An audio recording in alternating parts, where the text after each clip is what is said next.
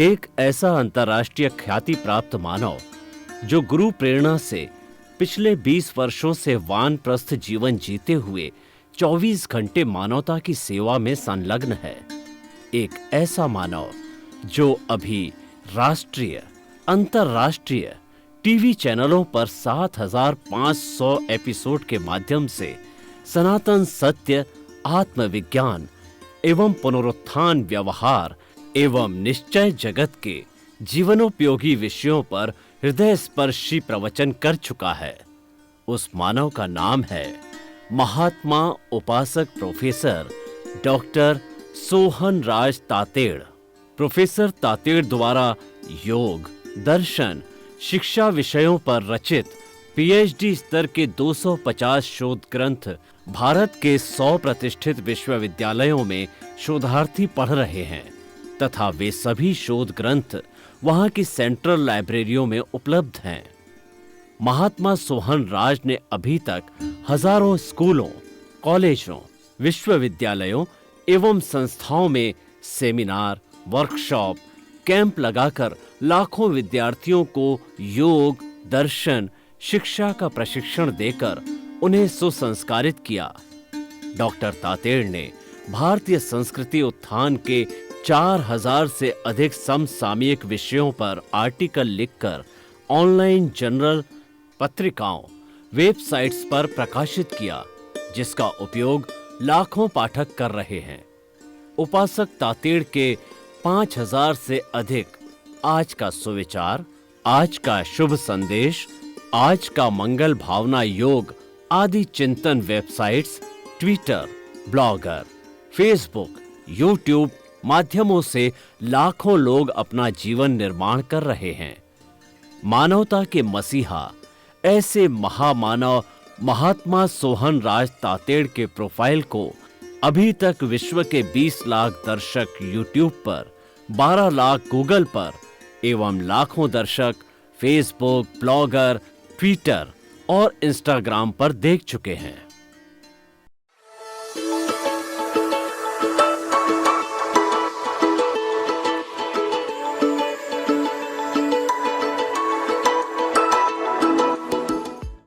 आइए, सुनिए, देखिए, समझिए सनातन सत्य।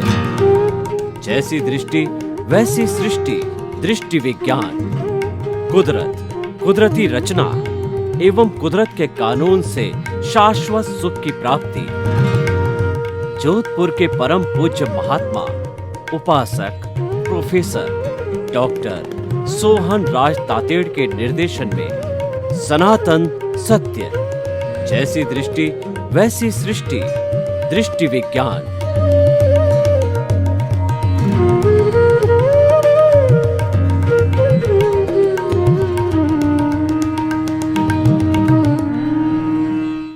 भाई और बहनों, मातृशक्ति को नमन। स्टूडियो में आपका हार्दिक स्वागत है, अभिनंदन है, सत्कार है।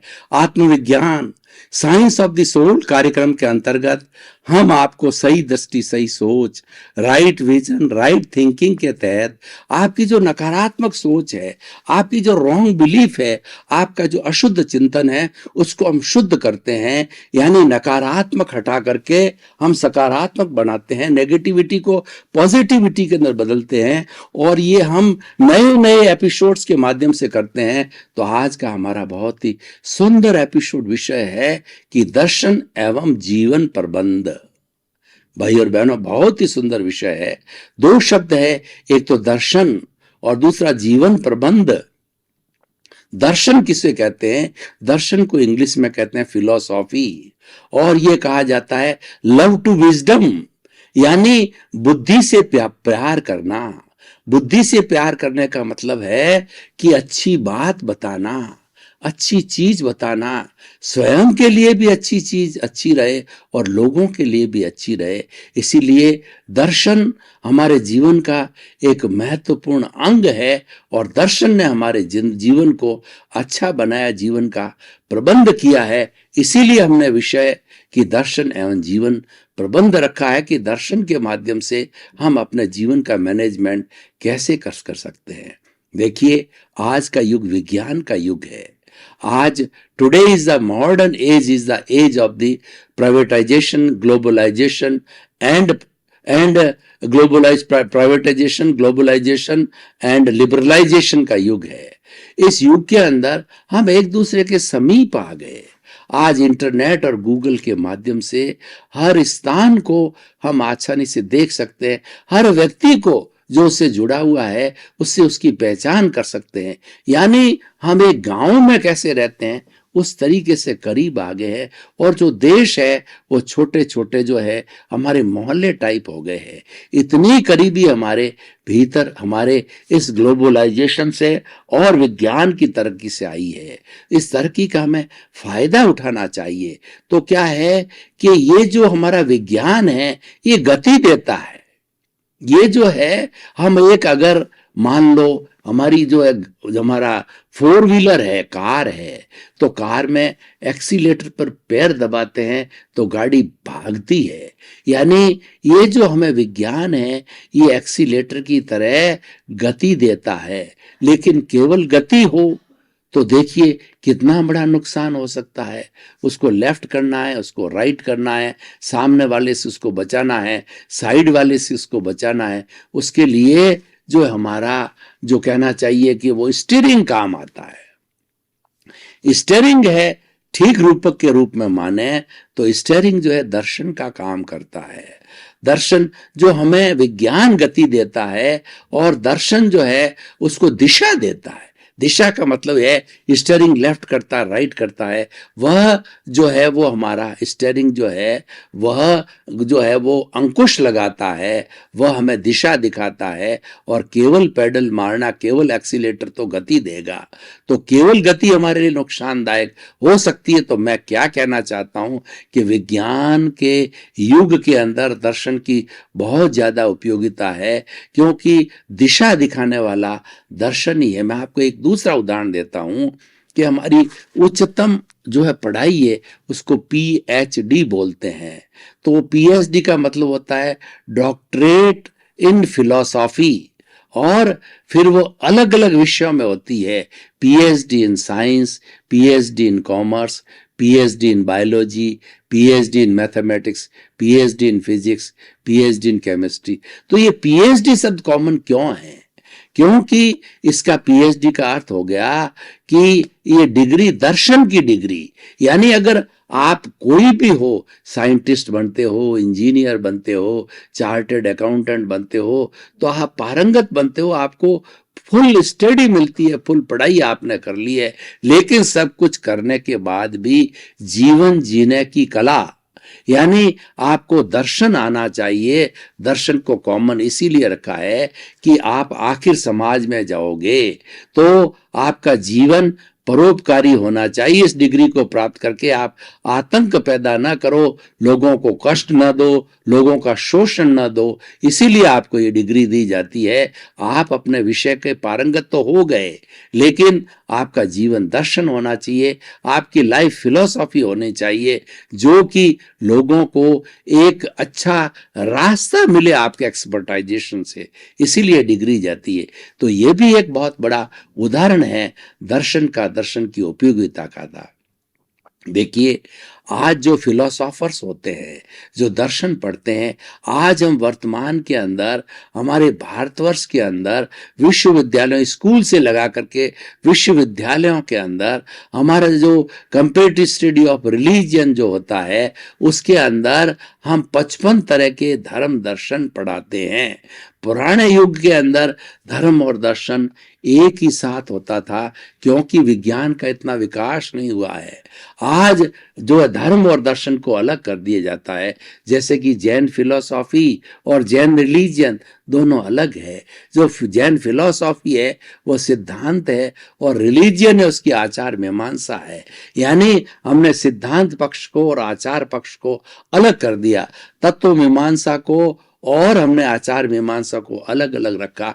इसका मतलब ये है, और कौन कितना पालन करता है वो उस पर निर्भर करता है। मैं आपको एक उदाहरण देना चाहता हूं। भगवान महावीर ने 2 तरह के धर्म बताए, एक तो आगार धर्म और उसका अणगार धर्म।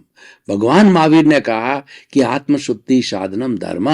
अगर आत्मा की शुद्धि करना चाहते हो और हमारी भारतीय संस्कृति के अंतिम गंतव्य मुक्ति को प्राप्त करना चाहते हो, आत्मा को प्योर बना दो। वो ऑलरेडी मुक्त है, लेकिन इम्प्योरिटी जो राग द्वेष के कारण वो बद्ध आत्मा है, तो उसकी शुद्धि करने के लिए उन्होंने जो है वो दो तरह के धर्म बताए, दो तरह के लाइफ स्टाइल बताई, जिसकी आज हम बात कर रहे हैं, जीवन प्रबंध की बात कर रहे हैं।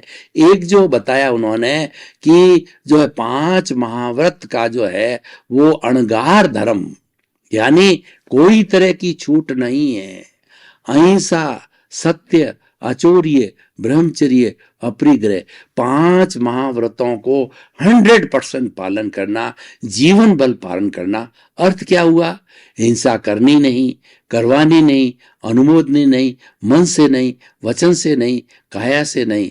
तो 3 × 9 कोटिक त्यागी होते हैं और अहिंसा मुख्य है, और बाकी के 4 जो महाव्रत है उसको सपोर्ट करने वाले हैं, उसकी व्याख्या है, उसका विस्तृत ज्ञान है। तो मुख्य अहिंसा है और ये बाकी के चारों पे भी लागू होती है, उस विस्तार में मैं नहीं जाना चाहता हूं। तो ये हो गया हमारा अणगार धर्म।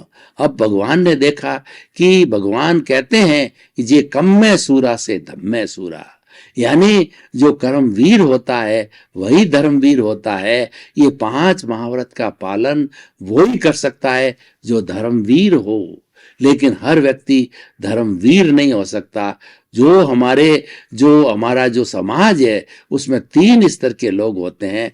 सबसे पहला स्तर का लोग होता है तीव्र बुद्धि, दूसरा होता है दूसरा होता है मध्यम बुद्धि, और तीसरा होता है मंद बुद्धि। भगवान सबका कल्याण करना चाहते हैं, क्योंकि वो तो ईश्वर है, वो परमात्मा है, और वो तिन्नाणम तार्याणम है, स्वयं तर रहे हैं, दूसरों को तारना चाहते हैं, और उनका जीवन है परमार्थ का जीवन है। वो परमार्थ की चेतना में जीते हैं, मात्र लोगों की भलाई के लिए जीते हैं, बाकी तो उनका स्वयं का तो कल्याण हो ही रहा है।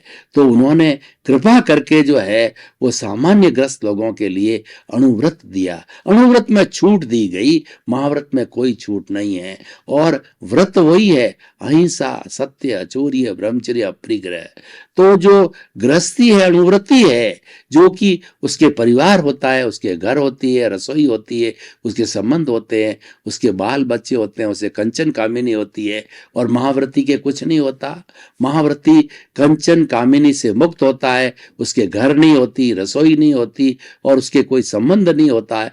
वो तो वसुधैव कुटुंबकम का सदस्य होता है, संपूर्ण विश्व का सदस्य होता है। संपूर्ण विश्व जो है वो उसका घर होता है। तो भाई और बहनों, अणुव्रती, उसके अंदर सीमा है, स्थूल हिंसा नहीं करनी, और सूक्ष्म हिंसा की सीमा है। सत्य है, स्थूल सत्य जो है वो बोलना, सूक्ष्मता की उसको जो है छूट होती है, स्थूल सत्य नहीं बोलना।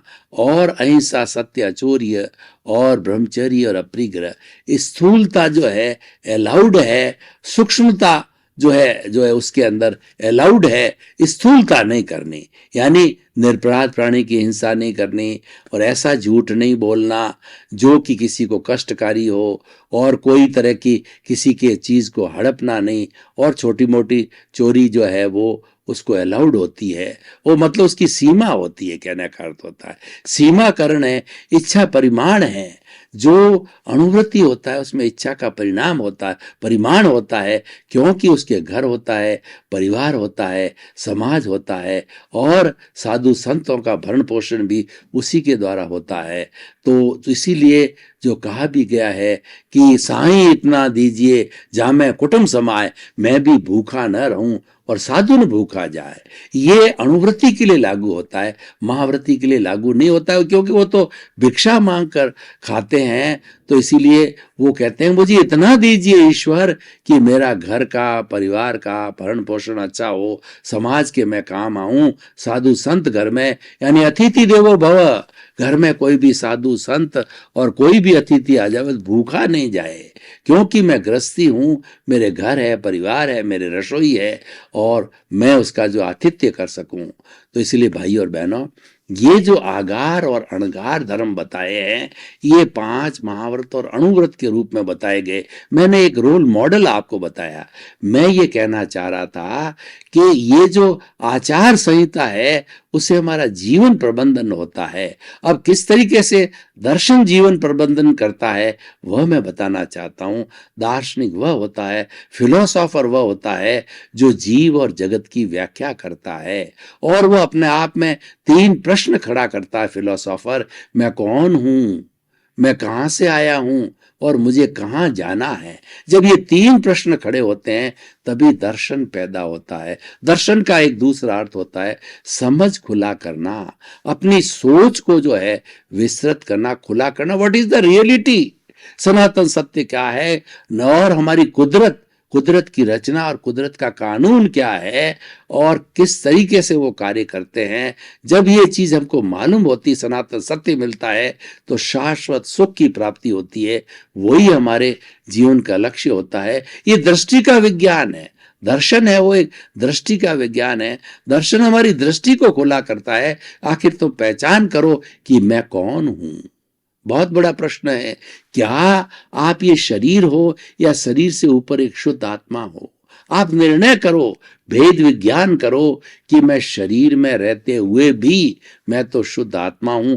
शरीर अलग है, मैं अलग हूं। शरीर पूर्व जन्म के किए गए कर्मों के भुगतान के लिए मिला है, और आत्मा की साक्षी से मिला है, और मेरे जो भीतर शुद्ध आत्मा विराजमान है, वही भगवान है। और जब इससे स्वतंत्र हो जाएंगे जड़ से, तो भगवान अपने जाकर के सिद्ध शिला में विराजमान हो जाएंगे। तो वो मेरा भगवान है, वो ज्ञाता है, दृष्टा है, जानने वाला है, देखने वाला है, अनंत ज्ञान वाला है, अनंत दर्शन वाला है, अनंत शक्ति वाला है, और अनंत सुख का धाम है। ऐसा मेरा प्रभु है जो भीतर विराजमान है। हम दोनों अलग हैं। ये जो शरीर है, ये सोहन राज रूपी पुतला है, ये मेरा पड़ोसी है, और इसके मन वचन काया जो पूर्व जन्म में अर्जित करके आए हैं, और इस जन्म में उसका उदय भाव है, और उसका प्रारब्ध है जो खुल रहा है। मन वचन काया की जो बैटरी पिछले जन्म में चार्ज करके आया था, इस पूरे जन्म में 60-80 वर्ष जितना जिएगा, वो डिस्चार्ज हो रही है। तो मात्र उसको देखना, मात्र उसको जानना, उसके साथ जुड़ना नहीं, कोई ओपिनियन नहीं देना, कोई अभिप्राय नहीं करना, कोई जो है जुड़ाव नहीं करना कि उसके साथ में जुड़ाव कर लिया तो फिर नया राग द्वेष पैदा होगा, और ये राग द्वेष ही सब दुख का कारण है। अच्छा जीवन प्रबंधन करना चाहते हो तो निष्कर्ष की भाषा में एक दार्शनिक ये कहता है, दर्शन ये कहता है कि आप जीवन से राग द्वेष को हटा दीजिए। लाइफ स्टाइल माइनस राग द्वेष is equal to very good lifestyle, और लाइफ स्टाइल प्लस राग द्वेष is equal to bad lifestyle. यानी हमें जो गंदगी है, जो बुराई है, जिसको हमें हटाना है, जिसको छोड़ना है, तो दार्शनिक और दर्शन ये कहता है वो राग द्वेष है। राग द्वेष एक चश्मा है, जो हमारे जो आंख के ऊपर जो चश्मा लगता है, उस चश्मे के अंदर कलर्ड ग्लास लगते हैं। एक को हम राग की दृष्टि से देखते हैं, ये अच्छा व्यक्ति है, और दूसरा अच्छा व्यक्ति को हम द्वेष की दृष्टि से देखते हैं, ये खराब है, लाइक है, डिसलाइक है, प्रियता है, अप्रियता है। ये राग द्वेष का चश्मा है, यही बुराई पैदा करता है। और लेकिन दर्शन क्या कहता है, जीवन प्रबंध कैसे करना चाहिए? दर्शन के माध्यम से दर्शन कहते हैं कि आप तीसरा नेत्र खोलिए। शिव जी का जब तीसरा नेत्र खुलता है, तब तांडव नृत्य होता है, और वह न्याय करता है कि जो लोग सज्जन लोग होते हैं उनकी रक्षा करते हैं, दुर्जन लोग होते हैं उनका नाश करते हैं। मतलब यह है, राक्षसों का नाश करते हैं, और सज्जन लोगों को, संत पुरुषों का वो बचाव करते हैं।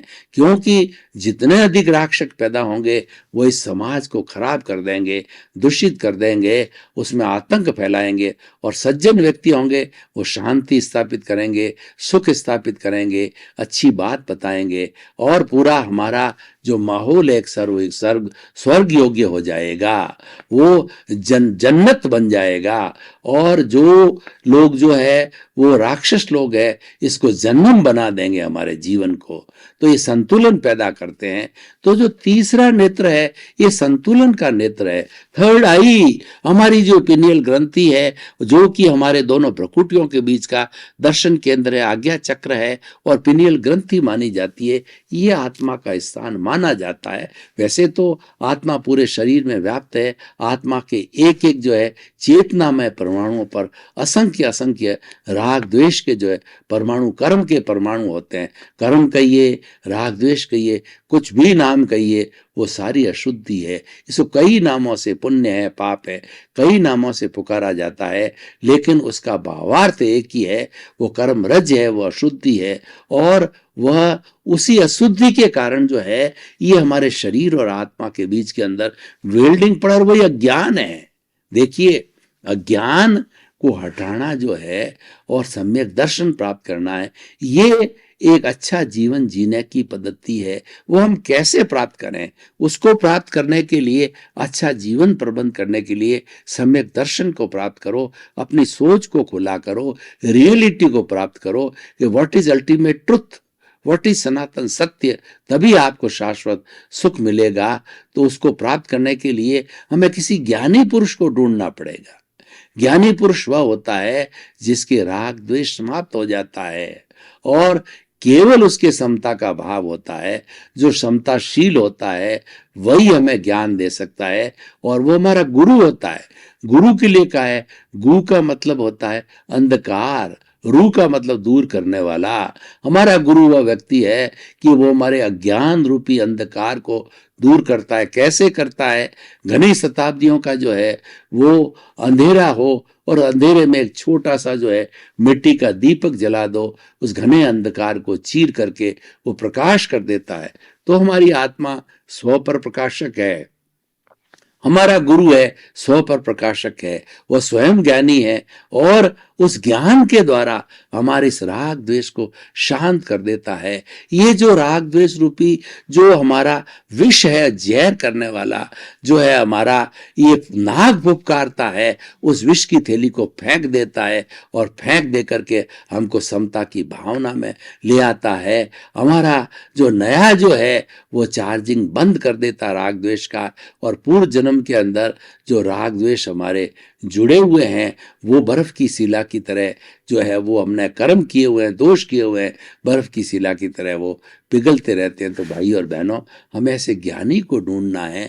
वो ज्ञानी जो है हमें ज्ञान दे करके और हमारी प्रज्ञा को जागृत कर देता है, और प्रज्ञा है वो राग द्वेष को आने नहीं देती, पास पटकने को नहीं देती। तो हम क्या कहना चाहते हैं? अच्छा जीवन प्रबंध वह है जिसके अंदर राग द्वेष ना हो।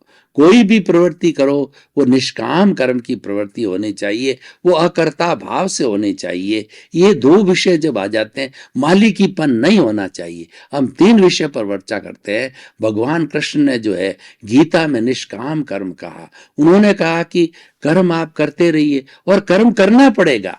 जो मन वचन काया का जो है कर्म हम पीछे से लेके आते हैं।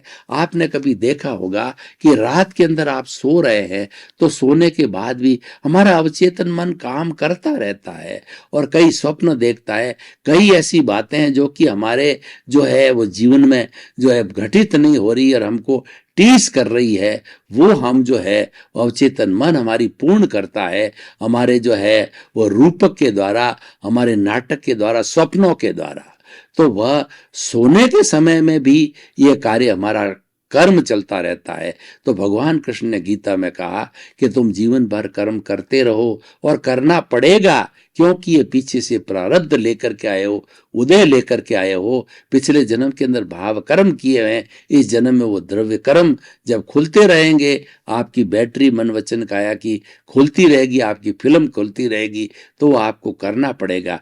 परंतु उसमें एक चीज ध्यान रखो कि कर्म आपके हाथ में है, लेकिन फल क्या मिलेगा ये आपके हाथ में नहीं है, क्योंकि आप तो जो है वह इस कुदरत के ताबे हो। जब आपने किसी भी प्राणी ने आपने जन्म लिया है वह कुदरत के ताबे चला जाता है। उसको जन्म कुदरत देती है और कुदरत कहती है कि करता मैं हूं, तुम करता नहीं हो। किसी को भी प्राणी को मैंने कर्ता बनने का परमिट नहीं दिया है, उसके साथ में कोई अंडरस्टैंडिंग एमओयू नहीं बनाया, पावर ऑफ अटॉर्नी नहीं दी है, केवल मैं ही करता हूं। कर्ता मानने का अर्थ क्या हुआ कि आप फल की इच्छा करते हो कि मैंने किया, ये भवन मैंने बनाया, ये घर मेरा है, मैं इसका मालिक हूं, मैं किसी का पिता हूं, मैं किसी का पुत्र हूं और मैं किसी की पत्नी हूं। और इस तरीके से आप कर्ता भाव लाते हो, मालिकिनी भाव लाते हो, ये घर मैं है, मेरा है, मैं और मेरापन का भाव लाते हो, मालिकीपन लाते हो, कर्ता भाव लाते हो और आप परिणाम की चिंता करते हो कि मैंने बेटे पैदा किए हैं, वो मुझे शादी के बाद के अंदर बुढ़ापे में मुझे सुख देंगे, शांति देंगे, मेरी सेवा करेंगे। इसका मतलब आप फल की इच्छा कर रहे हो, तो आपको पता नहीं है आपको कि फल क्या मिलने वाला है, क्योंकि फल तो परिणाम है। वो तो पूर्व जन्म के अंदर जो भी कार्य किया है वह उदय भाव से उस परिणाम के तहत आपको मिलेगा। आपको पता नहीं, अगर आपकी इच्छा के अनुकूल फल नहीं मिला तो आप दुखी हो जाओगे, परेशान हो जाओगे और फिर राग द्वेष पैदा हो जाएगा, आप डिप्रेशन में चले जाओ। भगवान कृष्ण कहते हैं कर्म करते रहो और करना पड़ेगा। भाई और बहनों, आपका बहुत बहुत धन्यवाद। आप ये हमारा आत्मविज्ञान कार्यक्रम बराबर देख रहे हो और आत्मविज्ञान कार्यक्रम देखने से आपको नए नए सूत्र मिलते हैं, नई नई विद्या मिलती है, नए नए टिप्स मिलते हैं, नए नए पॉइंट्स मिलते हैं, जिससे कि आपका आत्मज्ञान बढ़ता है और आपके जीवन का निर्माण होता है। आप सुख पाते हो, आप अच्छे इंसान बनते हो, परिवार को अच्छा बनाते हो, क्योंकि हमारा उद्देश्य है सर्वे भवन्तु सुखिनः, सर्वे भवन्तु निरामया। जीवन के सभी, इस संसार के सभी जीवों को सुख मिले, शांति मिले, आनंद मिले। इसी क्रम में आपका जीवन आनंदमय हो। आपके प्रति मंगल।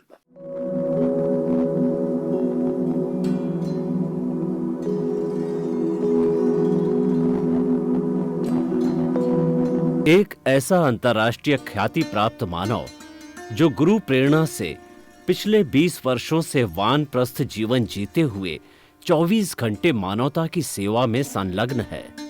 एक ऐसा मानव जो अभी राष्ट्रीय, अंतर्राष्ट्रीय टीवी चैनलों पर 7,500 एपिसोड के माध्यम से सनातन सत्य, आत्मविज्ञान एवं पुनरुत्थान, व्यवहार एवं निश्चय जगत के जीवनोपयोगी विषयों पर हृदय स्पर्शी प्रवचन कर चुका है।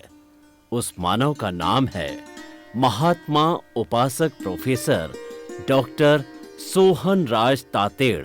प्रोफेसर तातेड़ द्वारा योग, दर्शन, शिक्षा विषयों पर रचित पीएचडी स्तर के 250 शोध ग्रंथ भारत के 100 प्रतिष्ठित विश्वविद्यालयों में शोधार्थी पढ़ रहे हैं तथा वे सभी शोध ग्रंथ वहां की सेंट्रल लाइब्रेरियों में उपलब्ध हैं।